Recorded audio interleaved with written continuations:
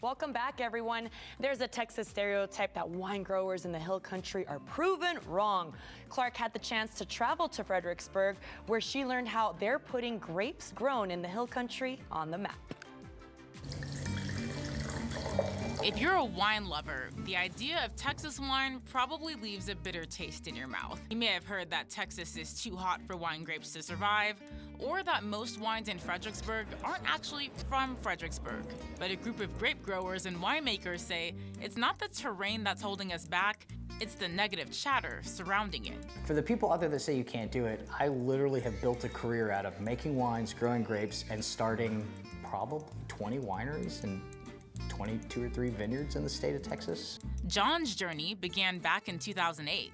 He's the owner of Kerrville Hills Winery and the creator of his own label. So in 2019, I bought this winery and started our co-op, or our incubator, where we help new fledgling wineries get started both in grape growing and in winemaking. Instead of swimming against the current, John has learned how to work with the climate that Texas is known for. When I got started, it was kind of like a clear path in my mind, like, okay, well, if all of this is really hard to do, why don't we find something that's really easy to do and then continue to do that and make really nice wines. While more well-known grapes may struggle to reach their full potential, there's a varietal he says thrives in the hill country. If Cabernet had a bigger, bolder brother, it would be Tannat. I've worked with Tannat grape all over the place, and in the Texas Hill Country, it just really shines. And he's not the only one investing in the Texas High Plains. Chris is the co-owner of William Chris Vineyard.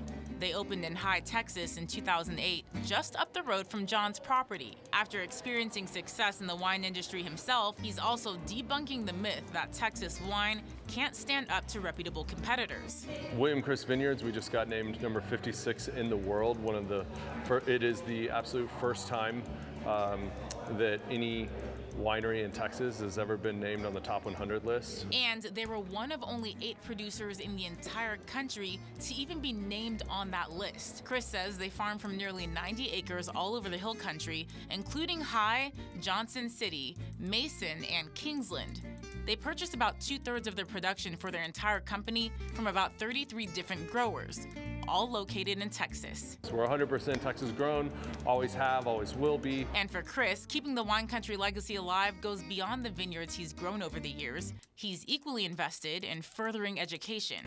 Being able to raise money and help fund some of those projects, and education is incredibly important. I get the absolute honor and pleasure of going to my alma mater, Texas A&M, and lecture to a few classes every year. He works closely with Valerie Elkins, the co-founder of the Texas Wine Revolution and chairperson for the Texas Wine Auction, to help fund data-driven wine programs and continue putting hill country wine on the map. They are key in helping us to learn more about grape growing in Texas, winemaking practices, and things that we can do to better our industry so that we can make more of a national presence for Texas wine, because it's amazing. The future of Texas wine and what it means for the growth of wine country as a whole is looking bright. And it turns out the secret to great wine isn't found in pristine soil or picture-perfect climate. It's in the soul of every grower who has chosen to pour into it and who's found the glass was never half full or half empty. It has always been and forever will be refillable. Clarke Finney, Great Day SA.